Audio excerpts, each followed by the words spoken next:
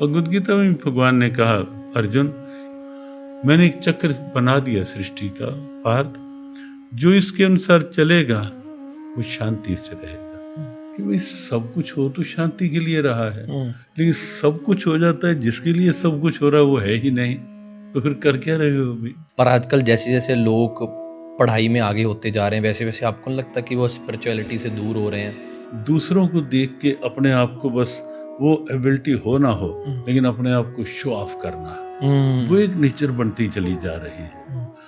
एक बात क्लियर करो जीवन में, ईट टू लिव और लिव टू ईट। खाने के लिए जीना है, जीने के लिए खाना है। वाह। जीवन का जो लक्ष्य है ना केवल खाना है, ना केवल कमाना है। जीवन का लक्ष्य है कि मुझे कोई बीमारी होती है किसी को तो वो बोलते हैं कि मैं आपको हाथ लगा के ठीक कर दूंगा या मैं उनके लिए दुआ करूंगा ठीक हो जाऊंगा। तो यूथ अब दोनों में कंफ्यूज्ड है कि एक तरफ महाराज जी बोल रहे हैं कि अगर ठीक होना हो तो मेरी किडनी भी हो जाती। हम सबको ये बात कहना चाहेंगे, आग्रह पूर्वक कहना चाहेंगे, विनम्रता से कहना चाहेंगे कि इमोशनल ब्लैकमेलिंग अध्यात्म के नाम पे नहीं होनी चाहिए। महाराज जी जिंदगी में कर्म बड़ा है कि धर्म? भगवद गीता के अनुसार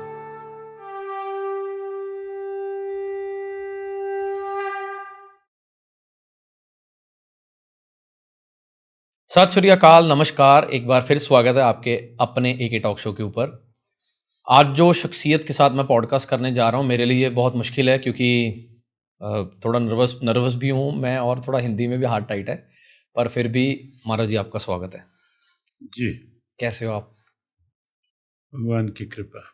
बड़ी कृपा जी मेरे ऊपर भी कि आज भगवान ने मेरे ऊपर भी तरस किया, और पॉडकास्ट से भी पहले कि जो आपके चरण पड़े इस स्टूडियो में और आप हमारे पास आए, इसके लिए बहुत बहुत शुक्रिया दिल से। जी कैसे हैं आप? बिल्कुल कृपा आज आपसे है, चर्चा करनी है। आनंद में। जी जी, आप बिल्कुल खुलेपन से, खुले मन से आप अपनी बात रखो। आप कब से भगवान जी, कब से महाराज जी आप इस रास्ते पे चल पड़े थे जब आपने सोचा कि आपने सारी जिंदगी सेवा को देनी है?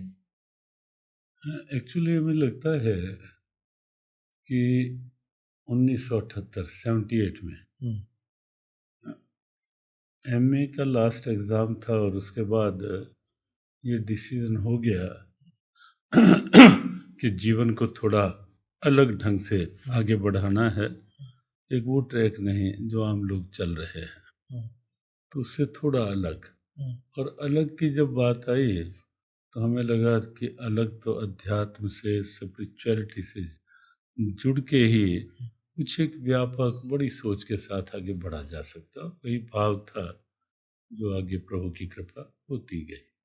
तो ये भाव कैसे आया महाराज जी? क्योंकि बहुत लोग ये रास्ते पे चलना चाहते हैं पर घर गृहस्थी से निकल नहीं पाते, या जो आज की यूथ है काफ़ी परेशान है करियर्स को लेके। आपके टाइम पे आपने इतना बड़ा डिसीजन कैसे लिया? तो जो बात आपने पूछी, एक्चुअली ये देख करके कि कहीं ना कहीं समाज में हर फील्ड में, हर एज ग्रुप में प्रॉब्लम्स बढ़ती दिखाई दी है।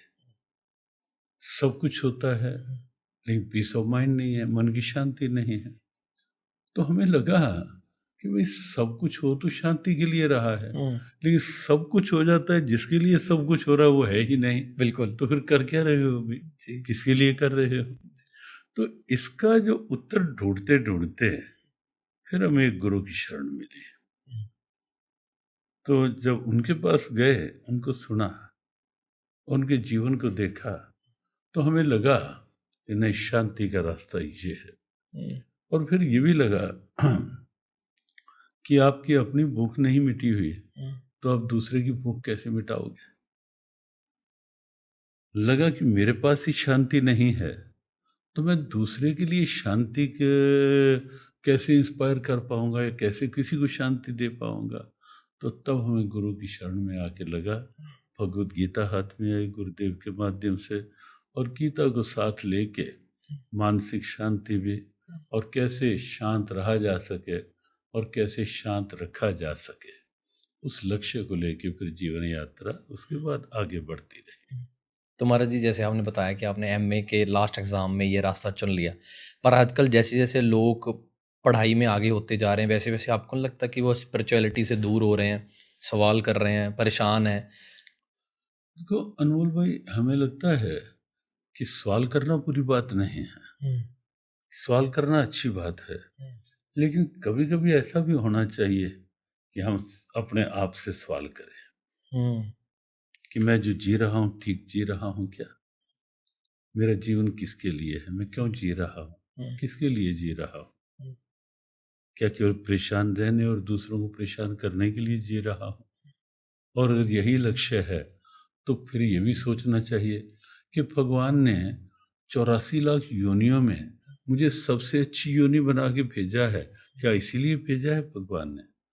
माता पिता बच्चे को कहीं दूसरी स्टेट या अब्रॉड भेजें पढ़ने के लिए, तो यही तो माता पिता का होगा ना कि पढ़ के कुछ अच्छा बन जाए, लेकिन बच्चा वहाँ जाके बिगड़ जाए, ना कैरियर की चिंता, ना कैरेक्टर की चिंता। तो जब ये हो जाएगा, ना कंसंट्रेशन, ना कॉन्फिडेंस, कुछ है ही नहीं। और जब वो होगा तो माता पिता भी तो परेशान होंगे ना अपना जीवन बना पाए, ना जिन माता पिता ने भेजा उनको प्रसन्न रख पाए। तो ऐसे ही हमें लगा कि भगवान ने हमें प्रकृति की सबसे अच्छी रचना बना के भेजा है, बेस्ट पॉसिबल क्रिएशन जी नेचर है हम दुनिया में, तो कुछ बेस्ट तो करना चाहिए ना। जी श्रेष्ठ बना के भगवान ने भेजा है, जी इसलिए भेजा है कुछ श्रेष्ठ करके दिखाओ। जी तो उसके निमित्त से हमें लगता है कि वो, इसलिए जो आपने कहा ना कि आज युवा स्पिरिचुअलिटी से दूर हो रहे हैं, जी मेटलिस्टिक अप्रोच जो बढ़ती जा रही है, दूसरों को देख के अपने आप को बस वो एबिलिटी हो ना हो लेकिन अपने आप को शो ऑफ करना, वो एक नेचर बनती चली जा रही है, कुछ अंदर है या नहीं। तो वो, और ठीक से जो हमारे मॉरल्स हैं, एथिक्स हैं, आइडियल्स हैं, उनको ना कभी पढ़ना, ना देखना, ना सोचना, एग्जाम्पल ऐसे रख लेना सामने, आइडियल्स ऐसे रख लेना। और फिर एक और बड़ी प्रॉब्लम कि excess use of mobile, mobile का एक्सेस यूज भी और मिस यूज भी दोनों आज की बड़ी प्रॉब्लम है युवाओं के लिए। तो उससे भी कहीं ना कहीं वैल्यूज का डिक्लाइन, मॉरल्स का डाउनफॉल जो जीवन में आ रहा है, वही कारण बन रहा है कि युवक राइट पाथ की ओर, ठीक मार्ग की ओर ना जाके कहीं ना कहीं बिल्कुल रॉन्ग डायरेक्टेड हैं और ऐसे रास्तों पे चल रहे हैं कि नशे हावी हो रहे हैं, कहीं चरित्रहीनता हावी हो रही है।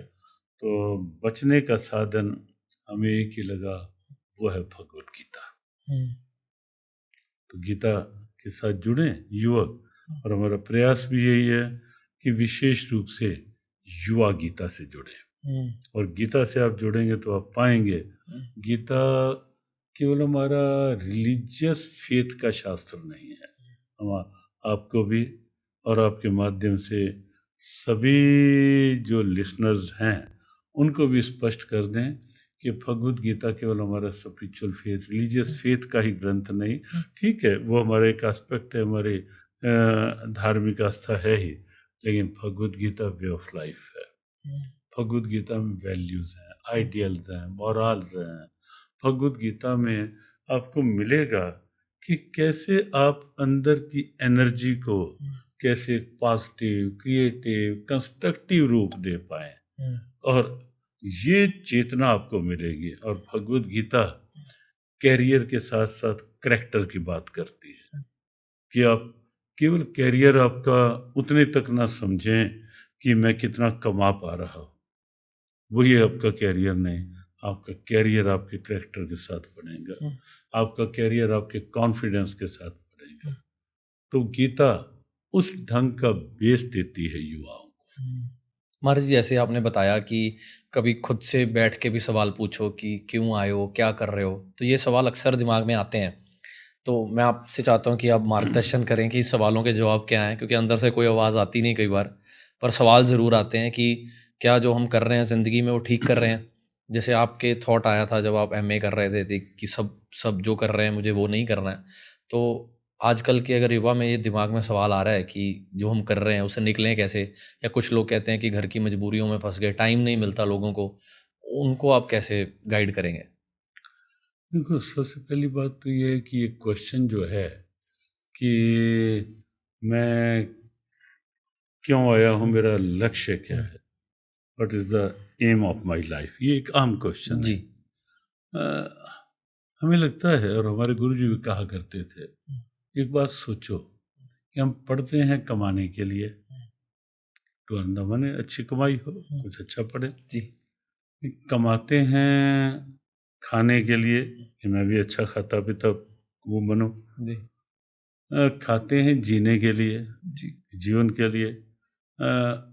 हालांकि हमारा इसमें एक प्रश्न रहता है सबके साथ, जी। युवाओं से विशेष हमारा क्वेश्चन एक रहता है कि एक बात क्लियर करो जीवन में, ईट टू लिव और लिव टू ईट। खाने के लिए जीना है, जीने के लिए खाना है। वाह। और एक और भी रहता है, अर्न टू लिव और लिव टू अर्न। केवल कमाने के लिए जीना है, जीने के लिए कमाना है हमें। दोनों आप देखेंगे ना, एम बदल गया।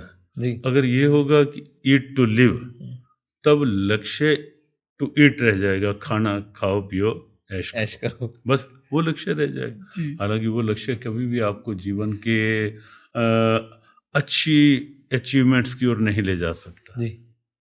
और अगर ये हो गया कि अर्न टू लिव, तो लक्ष्य वो हो गया टू अर्न ऑनली, कैसे कमाना है। और फिर उसके बाद जब ये लक्ष्य हो जाता है ना, फिर कहीं ना कहीं भ्रष्टाचार भी होता है। जी। हो क्रुक कुछ भी हो, मुझे अधिक से अधिक कमाना है। लेकिन जब ये होगा कि लक्ष्य कमाना नहीं है, लक्ष्य अच्छे से जीना है, और खाना और कमाना जीने का एक जरिया है। वाह। जो आपकी संस्था का भी एक जी। जी। नाम है, जी। एक जरिया। जी। तो वो एक जरिया है, एक साधन है अच्छा जीने के लिए। जीवन का जो लक्ष्य है, ना केवल खाना है, ना केवल कमाना है। जीवन का लक्ष्य है कि मुझे अच्छे से जीना है। हाँ, मैथ में हम पढ़ाई के दिनों में क्वेश्चन देखते थे, क्वेश्चन सिंप्लीफिकेशन का।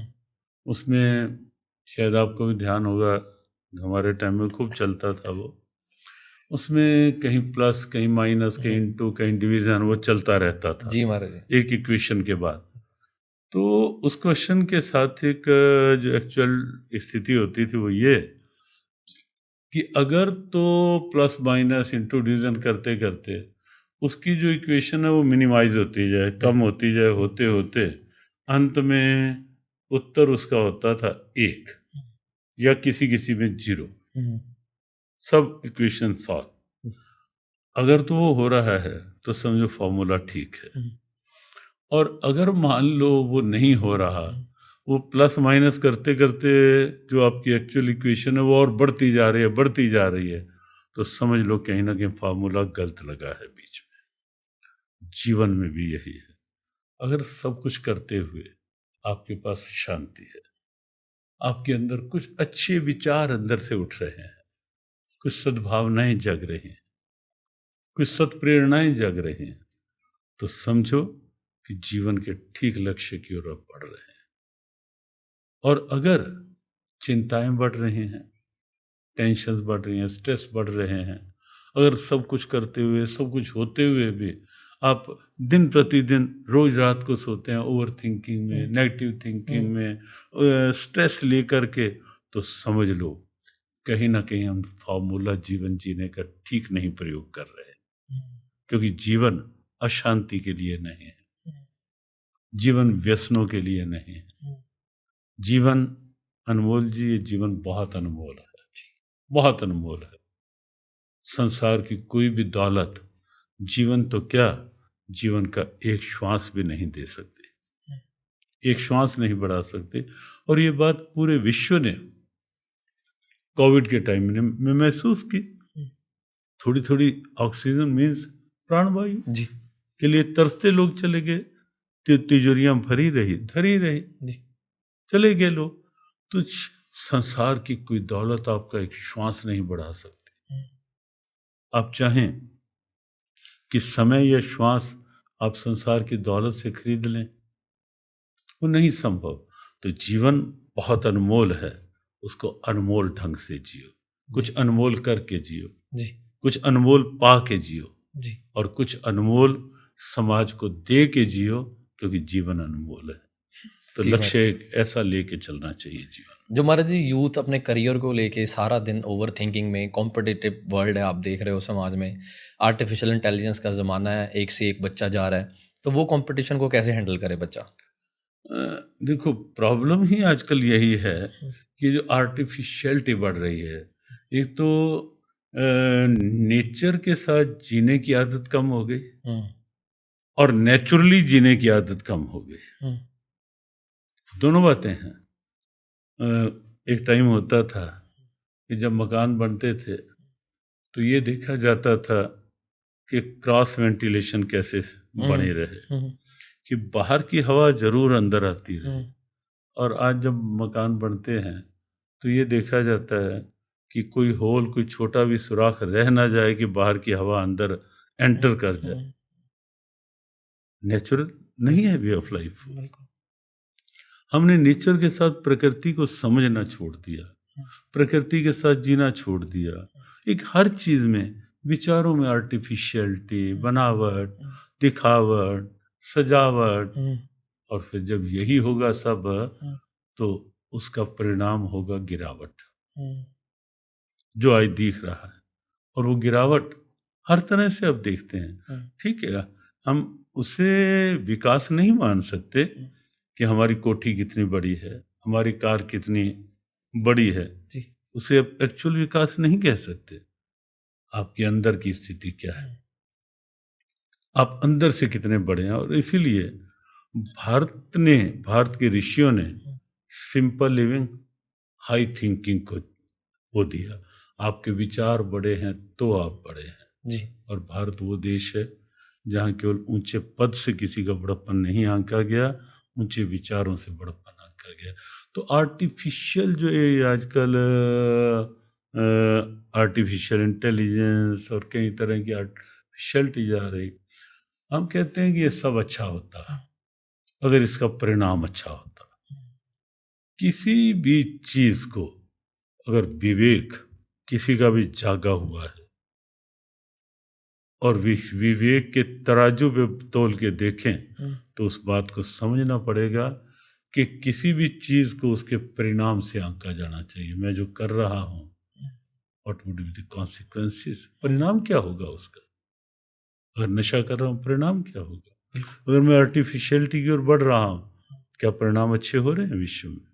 कहीं ना कहीं चरित्र में गिरावट आ रही है, कहीं ना कहीं विचारों में गिरावट आ रही है, कहीं ना कहीं मानसिक शांति में गिरावट आ रही है, और कि पूरे विश्व में कहीं ना कहीं सद्भावनाओं में गिरावट आ रही है। तो इसलिए हमारा आग्रह रहेगा सबसे कि ठीक है, जहाँ आवश्यकता हो कुछ आर्टिफिशियल मीन्स की, उसको उतना ले लो, लेकिन ओवरऑल नेचर के साथ जियो, नेचर के अनुसार जियो, और तब आपको लगेगा कि प्रकृति कितनी खुली है। सूर्य का प्रकाश कितना खुला है, हवाएं कितनी खुली हैं, जो प्राकृतिक जल प्रवाह है कितना खुला है। तो जीवन को खुला बनाओ ना, जितना खुलोगे। और हमारा एक सूत्र रहता है, खुले रहो, खिले रहो और अंदर से खाली रहो, बहुत कुछ पा जाओगे। महाराज जी, जैसे मैंने आपकी एक वीडियो देखी थी जहाँ पे प्रेमानंद महाराज जी को आप मिले थे और उन्होंने इतने प्यार से आपके चरणों का किया और सारी सेवा की। तो जैसे उनके विचार बहुत लोग सुनते हैं, बहुत यूथ पे इम्पैक्ट भी करता है। उनके चाहे बोलने का तरीका लगा लो या उनकी पॉपुलैरिटी लगा लो, बड़ा ब्लंट हो गए वो सारा कुछ बोल देते हैं। पर दूसरी तरफ समाज में जो चमत्कार दिखाते हैं कुछ धार्मिक लोग, या वो महाराज जी बिल्कुल खंडन करते हैं कि ऐसा कुछ नहीं होता, कि अगर ठीक होना होता मेरी किडनी ठीक हो जाती। तो एज अ यूथ कई बार जब हम कंटेंट कंजम्पशन करते हैं, इधर से भी सुन रहे हैं किसी बाबा जी को, इधर से भी सुन रहे हैं, तो हमें क्या सुनना चाहिए, हमें किधर ध्यान देना चाहिए? देखो, जहाँ तक आपने पूज्य स्वामी प्रेमानंद जी महाराज की बात की, निश्चित रूप से वर्तमान में उनका अपना एक स्थान है, और वो स्थान केवल किसी आर्टिफिशियल इंटेलिजेंस के कारण नहीं है जी। वो स्थान उनके भाव के कारण है। और उन्होंने, यदि हम केवल उनके पास उनके कुशल क्षेम के लिए पता चला कि कोई शारीरिक अस्वस्थता की स्थिति है, तो स्वाभाविक था कि वृंदावन अपना भी इस कृष्ण कृपा के स्थान है। तो पता चला जब हम रात में गए कि वो कुछ अस्वस्थ अधिक हैं, तो हम सुबह सुबह संदेश भेज के चले गए। शारीरिक स्थिति थी है, लेकिन उनकी मानसिक स्थिति जो है वो एक सबके लिए प्रेरणा है, मनोबल उनका दृढ़ है। और अगर उन्होंने वो उस ढंग का व्यवहार जो रखा, वो भी निश्चित रूप से उनका एक बड़प्पन है और एक संत का गौरव भी होता है कि विनम्रता, सहिष्णुता, सहजता तो उन्होंने दिखाया निश्चित रूप से। लेकिन जो बात दूसरी आपने कही है कि आजकल कुछ अलग अलग तरह की विचारधारा पंजाब में खासकर महाराज जी, सॉरी मैं इंटरप्ट कर रहा हूँ, जैसे वो कोई बीमारी होती है किसी को, तो वो बोलते हैं कि मैं आपको हाथ लगा के ठीक कर दूंगा, या मैं उनके लिए दुआ करूंगा, ठीक हो जाऊंगा। तो यूथ अब दोनों में कंफ्यूज्ड है कि एक तरफ महाराज जी बोल रहे हैं कि अगर ठीक होना तो मेरी किडनी भी हो जाती, तो ये जैसे उनके पास कोई मत्था टेकने जाता है ना, तो वो बोल देते हैं कि महाराज जी इसके सिर पे हाथ रख दो, ये बीमारी है, इसको कैंसर है। वो कह रहे हैं हाथ रखने से ठीक नहीं होगा, इसको डॉक्टर के पास लेके जाओ। पर कुछ लोग हमारे समाज में सोशल मीडिया पे, अगर आप तक कभी वो वीडियो पहुंची है, तो लोग बहुत बड़े लेवल पे कर रहे हैं, छोटे छोटे घरों में आश्रम खुल गए हैं कि वो आपको हाथ लगाएंगे, आप ठीक हो जाओगे। तो उस चीज़ में लोग बहुत ज़्यादा बढ़ रहे हैं, खासकर पंजाब के। उनको कैसे रोकें आप, उनको कैसे समझाओगे? उसमें अनमोल भाई, जो वास्तविक स्थिति है ना, क्या है कि समाज जिस ढंग से आगे बढ़ना चाह रहा है, जिस ढंग से जी रहे हैं लोग, वो जीने का ढंग तो ठीक कर नहीं पा रहे। और जब आप ठीक ढंग से जियोगे नहीं, प्रकृति का एक नियम है, ये आपका शरीर है, शरीर तो शरीर के अनुसार ही चलेगा। शरीर को तो उसी नियम के साथ चलाना पड़ेगा, और नियम हर जगह है। मन को शांत रखना है, मन के लिए भी नियम है। मन कैसे शांत रहेगा? तो हर चीज चलेगी तो एक ठीक नियमों के ट्रैक से चलेगी तो ही ठीक रहेगी। भगवद गीता में भगवान ने कहा, अर्जुन एवं प्रवर्तितम चक्रम नानुवर्त्यति है। यहाँ मैंने एक चक्र बना दिया सृष्टि का पार्थ, जो इसके अनुसार चलेगा वो शांति से रहेगा, नहीं चलेगा तो कहीं ना कहीं अघायुर इंद्रियामो, वो जीवन अपना बेकार करेगा। आप व्यवहारिक से उदाहरण लें, अब सड़क पे चलना है, नियम है कि बाईं हाथ चलो, नियम है कि रेड लाइट पे गाड़ी रोको, नियम है कि स्पीड को नियंत्रित करके चलो जो निश्चित है। अब कोई उसमें ये सोचे मुझे किसी नियम की आवश्यकता नहीं, मैं इतना बड़े हैं ठीक है, लेकिन नियम किसी की वो नहीं करेगा। तो नियम तो मानना पड़ेगा अगर ठीक व्यवस्था में आना है। तो नियमों को ठीक लिया नहीं जाता। फिर जब परेशानियां होती हैं जो बढ़ती चली जा रही हैं, हर रूप में शारीरिक रोग बढ़ रहे हैं जी। जितना भौतिकवाद बढ़ रहा है, भौतिकवाद ने निश्चित सुविधाएं बहुत दी हैं, बहुत दी हैं, लेकिन ये भी सत्य है कि भौतिकवाद ने समस्याएं भी बहुत बढ़ाई है। दिया बहुत कुछ है तो छीना भी बहुत कुछ है। शारीरिक क्षमताएं कमजोर हुई है, मानसिक शांति, मानसिक दृढ़ता, जो विल पावर होनी चाहिए स्वाभाविक, वो कमजोर हो रही है, वो गिरी है। और कहीं ना कहीं शारीरिक रोग बढ़ रहे हैं, मानसिक अशांति बढ़ रही है, पारिवारिक दुर्भाव बढ़ रहे हैं, सामाजिक विषमता बढ़ रही है। विश्व पूरा आज कहीं ना कहीं युद्ध की विभीषिकाओं से जूझता हुआ दिखाई दे रहा है, कभी कहीं कभी कहीं। तो समस्याएं तो चारों ओर है ना। और उस समस्याओं का समाधान जब लगता है, जब कि कह देता है बस ऐसे करने से ये समस्या, हालांकि है नहीं। देखो हम सबको ये हमारा कभी ये नहीं रहता व्यासपीठ से, किसी ने नहीं सुना होगा कि हम किसी का खंडन करें या यथासंभव व्यासपीठ की मर्यादा के अनुसार जो शब्द होते हैं उतने ही शब्द वाणी से निकलें, वो व्यासपीठ से प्रणाम करके तब बैठते हैं। प्रयास रहता है कि खंडन नहीं, लेकिन हम सबको ये बात कहना चाहेंगे, आग्रह पूर्वक कहना चाहेंगे, विनम्रता से कहना चाहेंगे कि इमोशनल ब्लैकमेलिंग अध्यात्म के नाम पे नहीं होनी चाहिए। वाहिगुरु, बिल्कुल ये हो रही है महाराज जी, बिल्कुल। हाँ, किसी की भावुकता का अनुचित लाभ लेना नहीं होना चाहिए। जो चीज एक्चुअल है, वास्तविक है, वो ग्राउंड मजबूत होने दो भाई। अगर जड़ नहीं खत्म करोगे तो ऊपर ऊपर की लिपापोती से क्या हो जाएगा भाई। जो वास्तविक कारण है, और ठीक जो आपने बात की, हमारे पास भी जब बच्चे आते हैं, महाराज जी पेपर है, आशीर्वाद दे दो, या मैं विदेश जा रहा हूँ, बहुत ढेरों बच्चे आते हैं जी महाराज, ढेरों कहते आशीर्वाद। हम उनको कहते हैं देखो, आप कहोगे सिर पे हाथ रखो, रख देंगे जी, कोई कठिनाई नहीं जी जी जी, रख भी देते हैं। लेकिन यही समाधान नहीं है भाई। बाहर रह के आशीर्वाद लेके जाओ, लेकिन ये ध्यान रख के जाओ, विचार को जागृत रखो कि मैं यहाँ क्यों आया हूँ। कोई अच्छा पढ़ के अच्छा बनने के लिए, या बुरी संगति में पढ़ के बिगड़ने के लिए। ये गीता का सार तत्व है। ये विचार सामने रखो तो जीवन सही दिशा में जाएगा। तो आशीर्वाद का ठीक है, आपकी श्रद्धा है, उसका प्रभाव हो सकता है, लेकिन लोग हमारे प्रति श्रद्धा दिखा रहे हैं, ये लोगों का भाव है। लेकिन आगे हमें भी इस बात का ध्यान रखना है कि लोगों की भावना, लोगों की श्रद्धा का कोई अनुचित लाभ ना हो, उसको ठीक दिशा भी साथ साथ दी जाए। महाराज जी, जिंदगी में कर्म बड़ा है कि धर्म?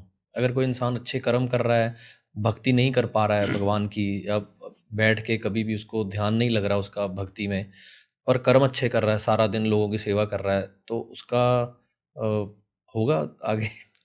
भगवद गीता की हम तो सदैव हाथ में भगवद गीता, साथ में भगवद गीता, विचारों में भगवद गीता, और व्यवहार में कितनी है भगवद गीता वो तो भगवान जाने, वो हमारा कोई दावा नहीं है। भगवद गीता के अनुसार आपने कहा कर्म बड़ा या धर्म बड़ा, भगवद गीता के अनुसार आपका कर्म ही आपका धर्म बन सकता है। वाह। और गीता का प्रारंभ ही धर्म क्षेत्र कुरुक्षेत्र के साथ है, और उसका एक अर्थ तो है कुरुक्षेत्र की धर्म भूमि, लेकिन उसका जो एलिगोरिकल मीनिंग है, उदार अर्थ है उसका गीता का, वो ये है, make your field of action righteous. अपने कर्म को इस ढंग से करो कि आपका कर्म ही धर्म बन जाए। और धर्म ही नहीं, गीता ने तीनों बातें कही कि आपका कर्म धर्म भी बन सकता है, आपका कर्म पूजा भी बन सकता है, और आपका कर्म भगवान के साथ योग करने का माध्यम भी बन सकता है।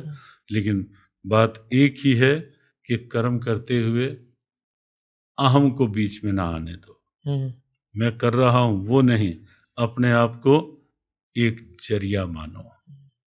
मैं माध्यम हूं सिर्फ, मैं माध्यम हूं, निमित्त मात्र। गीता ने कहा निमित्त मात्रम भव, अर्जुन तू निमित्त बन जा, ये सोच ले। वो करवा रहा है, कर रहा हो, सबके अंदर वो है, इसलिए सबके प्रति एक सेवा भाव, उसी की सेवा है। तो जब इस भाव से कर्म होगा, कोई अहम नहीं होगा, कोई अच्छा कर रहा है तो उसके प्रति जेलस, हेटर्ड, वो नहीं, ईर्ष्या नहीं, द्वेष नहीं, क्योंकि सब में रम रहो प्रभु को, पेख पेख नानक बिकसाई, ना को वैरी ना ही बेगाना, सकल संग हमको बनाई। जब उस भाव से कर्म करेंगे, मानवता मनुष्यता की सेवा के लिए कर्म है, तो निश्चित है उससे आपको कई तरह का लाभ मिलेगा। अच्छे कर्म करने से, जो लोग पूछते हैं अच्छे और बुरे की पहचान क्या है, मैं वो पहचान आप स्वयं हो। अच्छा करोगे, उसके रिएक्शन में आपको मानसिक संतुष्टि अपने आप मिलेगी, कहीं से लानी नहीं पड़ेगी जी। हमारे किसी ने पूछा सेवा का स्वरूप कैसे समझ में आए, हमने कहा कि किसी होटल में बैठ के, मान लो कभी बैठते होंगे आप, कि अच्छे से अच्छा खा लो, 5,000 रुपये का बिल चुका दो, खूब स्वाद लो, और बाहर को निकलते हुए कोई भूख से बिलबिलाता मिल जाए कि बाबूजी बहुत भूख लगी है, कुछ खिला दो, और उसको सिर्फ 50 रुपए का 2 जीरो हटा दो, 5,000 का खुद खाने के बाद उसको 50 रुपए का कोई लेके अपने सामने उसको दे के खिला दो, और उसके चेहरे पर उभरा हुआ संतोष देख के अपने आप से पूछो कि 5,000 खा के शांति मिली या 50 रुपए खिला के शांति मिली। पता चल जाएगा सेवा का अर्थ क्या है। तो सेवा जब अच्छा कर्म होता है वो अपने को भी संतुष्ट करता है, दूसरे को भी संतुष्टि देता है, और दोनों में बसने वाला जो नारायण होता है वो भी प्रसन्न हो जाता है। तो इससे कर्म अपने आप धर्म बन जाता है। बड़ा अच्छा लग रहा है महाराज जी, आपको सुनते देख के और सुन के बड़ा अच्छा लग रहा है। और बीच में भी शुक्रिया एक बार आपका, दोबारा फिर आप आए हैं हमारे स्टूडियो में। लास्ट सवाल, क्योंकि आपका समय बहुत कीमती है, कि अगर एक सार में आपने सबको समझाना हो कि भगवत गीता ज़िंदगी में क्यों ज़रूरी है, क्योंकि आपने बोला कि आप जेल में भी कैदियों के लिए कर रहे हैं कि उनके लिए भगवत गीता के साथ उनको जोड़ो, तो आपको क्यों लगता है कि क्या होगा भगवत गीता से जुड़ के, और शुरुआत कैसे करें? बच्चे जो बिल्कुल बैठना नहीं जानते या पढ़ना की आदत नहीं है, वो कैसे शुरू करें? हमें लगता है सबसे पहली बात तो ये है कि भगवत गीता बिना किसी जात पात, वर्ग वर्ण, ऊंच नीच, देश विदेश के भेद के, भगवत गीता सबके लिए है। जो इस समय की जरूरत है उसकी पूर्ति भगवत गीता है। आज हम देखते हैं कि बचपन कुछ संस्कारों से विहीन होता जा रहा है। गीता में ऐसे मंत्र हैं जो बच्चों को सुसंस्कार दे सकते हैं। युवा बहुत पीड़ा भी होती है, सच कह रहे हैं अनमोल, ऐसा केवल ये हमारा ये नहीं कि आपसे बात कर रहे हैं, तो वास्तव में बड़ी पीड़ा होती है जब हम भारत के युवा को स्ट्रेस में, डिप्रेशन में देखते हैं, या जब कोई ये समाचार सुनने में आता है कि 17 वर्ष, 18 वर्ष, 19-20 वर्ष में कोई युवक ने सुसाइड कमिट कर लिया। बहुत कष्ट होता है। भारत का युवक, और इतनी एज में ये निर्णय करना पड़ा, क्यों, किस कारण से? तो गीता हाथ में होगी तो गीता ये प्रेरणा देती हुई दिखाई देगी। उद्धरेदात्मनात्मानम नात्मानम अवसादेत, अपने आप से अपने आप को ऊंचा उठाओ, गिराओ नहीं। क्यों? गीता ने कहा तुम आप ही अपने मित्र हो, आप ही अपने शत्रु। अच्छे विचारों में रहोगे, मित्रता करोगे अपने साथ, अच्छी संगति में रहोगे, मित्रता करोगे अपने साथ, और कहीं नशों में पड़ गए, शत्रुता करोगे। लक्ष्य ठीक ना साधा, अपने साथ शत्रुता है। परिणाम की चिंता पहले और काम ठीक करना नहीं। तो यही कारण है जो बाद में स्ट्रेस बनते हैं। तो गीता कहती है परिणाम की चिंता ना करो, फ्यूचर की टेंशन को अपने प्रेजेंट पर हावी ना होने दो। ये गीता का संदेश है युवाओं के लिए, जो आजकल की बड़ी प्रॉब्लम बन रहा है। पता नहीं क्या होगा, यही ओवर थिंकिंग बन जाती है, काफ़ी कुछ है, उसके लिए पॉजिटिव नहीं होना, लेकिन जो नहीं है उसके लिए नेगेटिव होना, नेगेटिव थिंकिंग बना लेना। तो गीता कहती है नहीं, जो है उसको एंजॉय करो, उसको पॉजिटिवली स्वीकार करो, विचारों में एक पॉजिटिविटी लाओ, विचारों में क्रिएटिविटी लाओ, ऊर्जा मैं कर सकता हूँ, कॉन्फिडेंस जगाओ विचार।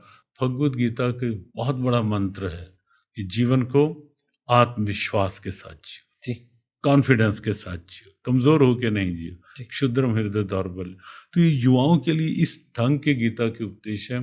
और हमें लगता है जो आपने कहा कि जेल कैदियों के लिए, हम तो बहुत जेलों में, यहाँ पंजाब की भी पटियाला की जेल में 2-3 बार गए, अमृतसर की जेल में 2-3 बार गए हम, और भी 1-2 जगह गए, कई भारत में कई जेलों में गए। तो वहाँ के कैदियों से भी जब बात हुई तो बड़ा अच्छा उनके अंदर भी इम्पैक्ट गया, बहुत अच्छे से। तो भगवत गीता हर क्षेत्र के लिए है। जो विशेष रूप से आपने युवाओं की बात कही कि कैसे वो जुड़े शुरुआत में, बच्चे या युवा, सबसे पहले हमें देखना पड़ेगा कि प्रॉब्लम कहाँ है। उनकी प्रॉब्लम को ही हमें टारगेट करके, जैसे डॉक्टर अच्छा वही माना जाएगा ना, जो पहले रोगी का ठीक डायग्नोस कर ले जी, और फिर उसके बाद इलाज ट्रीट करें। करे। जी, जी। बिल्कुल गीता वैसा ही ग्रंथ है कि पहले आपकी प्रॉब्लम्स को टारगेट करके, प्रॉब्लम है, चाहते हो या नहीं, इसका सॉल्यूशन हर एक चाहेगा, बिल्कुल चाहिए। तो बस गीता यही है।